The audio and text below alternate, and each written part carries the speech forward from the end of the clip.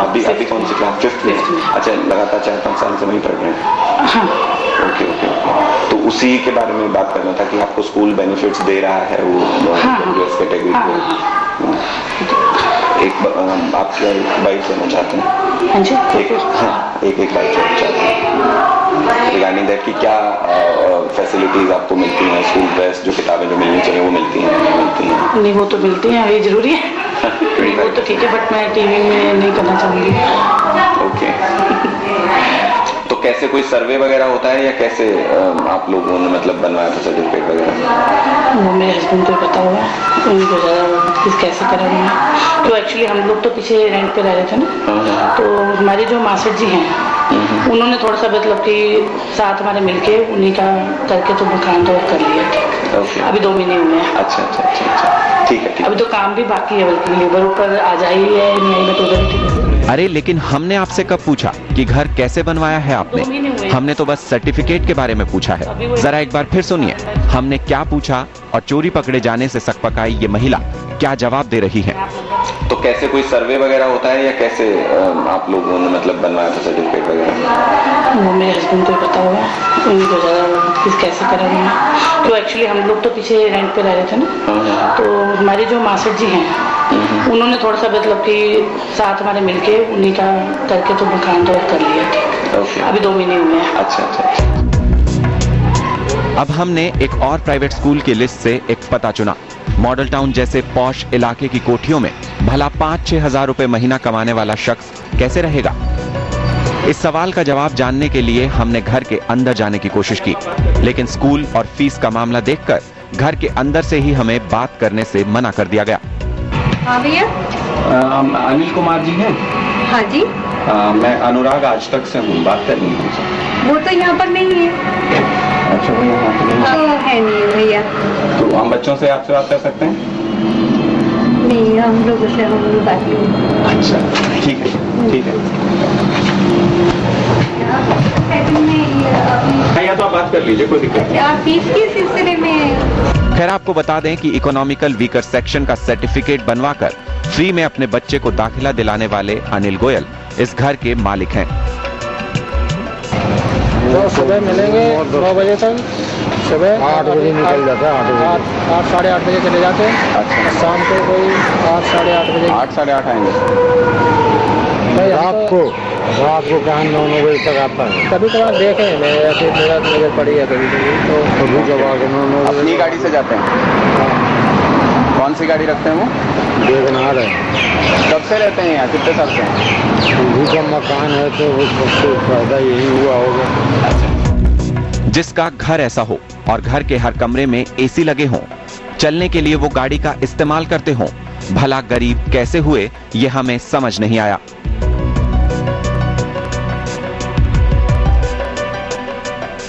EWS यानी economically weaker section दरअसल गरीब तबके के लोगों के लिए बनाया गया था, लेकिन उस पर कब्जा जमा लिया है ऊंचे घरों में रहने वाले लोगों ने। स्कूलों की माने तो कसूर उनका भी नहीं है, वो सरकारी सर्टिफिकेट देखकर ही दाखिला देते हैं।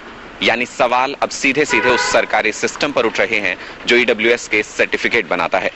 कैमरामैन मोहसिन तकवी के साथ अनुराग ढांडा, दिल्ली आज तक।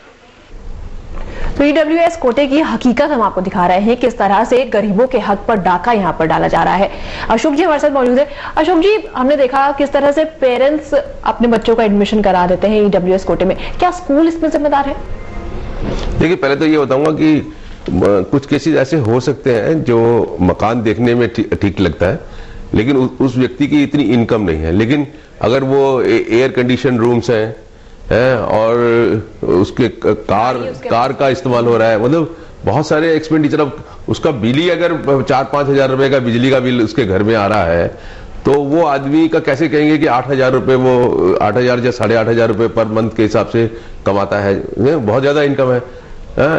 तो दूसरी बात यह है कि इसमें ऐसा भी देखा जा सकता है कि स्कूल मैनेजमेंट्स का भी जो है ना, इसमें मिली भगत हो सकती है, क्योंकि ये जो 20% का कोटा, मतलब ये जो अभी 25% तो अब एक्ट के साथ आया है और पूरे देश में लागू होगा, लेकिन ये जो स्कूल है ये 394 स्कूल है दिल्ली के, जिनको पिछले 30 साल 20 साल 10 साल के अंदर जमीनें मिली बहुत सस्ती दरों पे, और उनको अपने जो कमजोर वर्ग के बच्चे थे उनको दाखिला देना था। तो सरकार ने क्या किया, शुरू में जब 2004, ये कोई सरकार ने अपने आप नहीं किया, सरकार तो कुछ कर ही नहीं रही थी, ये तो अदालत ने जब दखलंदाजी की है, हम लोग अदालत में गए तो 2004 में जब ऑर्डर पास हुआ तब से ये सिलसिला शुरू हुआ। उससे पहले तो स्कूल वाले भी सोच रहे थे कभी हमें किसी को देना नहीं है, सरकार को पता था कि उनको कोई जरूरत नहीं है इसमें पढ़ने की, और कुछ भी किसी बच्चे को नहीं दिया जाता। तो सारा सिलसिला 2004 से शुरू हुआ, और उस वक्त जब सरकार को खींचा कोर्ट ने तो उन्होंने एक ये निकाला कि लड़कियों के लिए उन्होंने कहा 60,000 रुपए, मतलब 60,000 रुपए तक जिसकी इनकम है वो उसके सारी लड़कियों के लिए, और 48,000 रुपए जिसकी एनुअल इनकम है पेरेंट्स की वो लड़के के लिए, ऐसा निकाला। लेकिन कुछ ही महीनों के बाद उन्होंने जो है इसको चेंज कर दिया और उसको 1 लाख रुपया कर दिया एनुअल इनकम पेरेंट्स का, उसके सारे बच्चे एलिजिबल हैं। और उसमें भी ये कर दिया कि जिसके पास बीपीएल कार्ड है उसको इस एसडीएम से सर्टिफिकेट की जरूरत नहीं है, या अनोदय उससे भी नीचे की जो राशन कार्ड होता है अगर वो सर्टिफिकेट है तब भी जरूरत नहीं है। तो अब ये हुआ कि इसमें दाखिले का सिलसिला शुरू हुआ, तो क्योंकि जो स्कूल मैनेजमेंट थे वो शुरू से ही रिलेक्टेंट थे, अभी भी रिलेक्टेंट है। अभी बहुत सारे, जब राइट टू एजुकेशन एक्ट आ गया और देश के पूरे अनएडेड स्कूलों को ये 25% देना है, वीकर सेक्शन को, डिसएडवांटेज ग्रुप को, तो अपनी तरीके से पूरी रेसिस्ट कर रहे हैं। तो ये रेसिस्ट करते, तो ये पॉसिबिलिटी है, और मेरे ख्याल से मुझे शक भी नहीं है कि इसमें काफी एडमिशंस वो होंगे जो स्कूल मैनेजमेंट खुद उन पेरेंट्स से अच्छा मोटा पैसा लेके और उनको बोला कि तुम एसडीएम से सर्टिफिकेट बनवा लो, क्योंकि सर्टिफिकेट बनवाना कोई मुश्किल काम नहीं है। लेकिन स्कूल वालों को ये पता है कि ये आदमी जो है ईडब्ल्यूएस नहीं है, उसने दिया, तो स्कूल की मिली भगत भी इसके अंदर हो सकती है, इसको रूल आउट नहीं कर सकते हम। जी चलिए, लेकिन सवाल यहाँ पर यही उठ रहा है कि आखिरकार क्या गरीब बच्चों को उनका हक मिल पाएगा? इस सवाल का जवाब जानने की हम कोशिश करेंगे अशोक जी से एक छोटे से ब्रेक के बाद। आप देखते रहिए हमारी ये खास पेशकश। हमारी खास पेशकश हक पर डाका। आखिरकार गरीब बच्चों का हक क्यों छीना जा रहा है? अमीरों के बच्चे उस कोटे में क्यों पढ़ रहे हैं, ईडब्ल्यूएस कोटे में? इसी मुद्दे पर हम चर्चा कर रहे हैं। अशोक जी, राइट टू एजुकेशन एक्ट आ गया है और ऐसे में अब तो पूरा देश SC ST कोटा ये सब कुछ है, तो ये धांधली और पूरी वाइडर हो जाएगी। देखिए, ये सब चीजें ऐसा होता है कि आप किस तरीके से इंप्लीमेंट करते हैं, उस पर कितना मॉनिटरिंग करते हैं। अगर किसी पेरेंट को ये पक्का पता है कि वो फंस जाएगा अगर वो गलत अप्लाई करेगा, तो वो कभी हिम्मत नहीं करेगा। यहाँ पर ये मान के चला जाता है कि हमें कुछ नहीं होगा, और कोई एक आधा जो है कभी गलती से पकड़ा जा सकता है। ये हमारे देश में पूरा रूल ही है करप्शन का। तो ये अगर हम पलट दें तो मुझे लगता है कि बहुत सारी चीजें तो हल हो जाएंगी।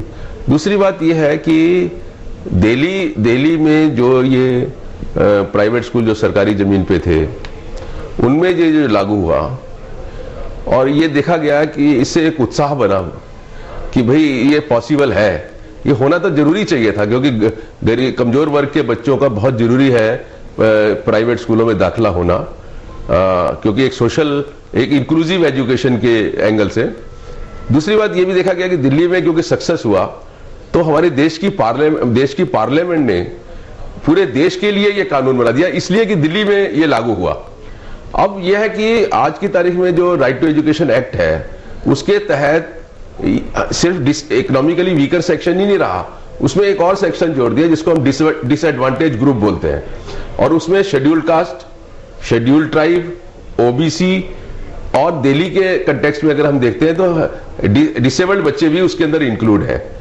अब यह है कि उनके लिए भी सर्टिफिकेट चाहिए, उनके लिए इनकम सर्टिफिकेट नहीं चाहिए। Scheduled caste, scheduled tribe, OBC और डिसेबल्ड बच्चों के लिए हमें इनकम सर्टिफिकेट नहीं चाहिए एसडीएम से, हमें क्या चाहिए? Scheduled caste certificate, scheduled tribe certificate, OBC certificate और डिसेबिलिटी सर्टिफिकेट। अब हमने ये भी देखा है अपने अनुभव से कि इस तरीके के सर्टिफिकेट है वो भी कई बार फोर्स्ड सर्टिफिकेट जो है लोग ले आते हैं। डिसेबिलिटी के केस में तो बड़ा इंटरेस्टिंग होता है, एक डॉक्टर के पास जाओ वो 30% की डिसेबिलिटी का सर्टिफिकेट देता है, दूसरा 40% दे देता है, और मैं समझता हूं कि वहां अगर घूस दिया जाए तो आप 60% का डिसेबिलिटी भी शायद दे सकते हैं। तो ये चांसेस अब क्योंकि पूरे देश में सारे प्राइवेट स्कूलों को ये देना है, तो मुझे लगता है कि अब ज्यादा चिंता करना चाहिए, हमको ये देखना चाहिए कि जो इन लोगों का हक है, क्योंकि ये सारे लोग हम इसलिए उनको दाखिला दे रहे हैं, हम ये मानते हैं कि ये पिछड़े हुए हैं, ये समाज के अंदर नीचे तबके के लोग हैं जिनके बच्चों को उठाना जरूरी है। तो एक बहुत सीरियस इशू है, इसको बहुत सीरियसली लेने की जरूरत है सरकार की तरफ से।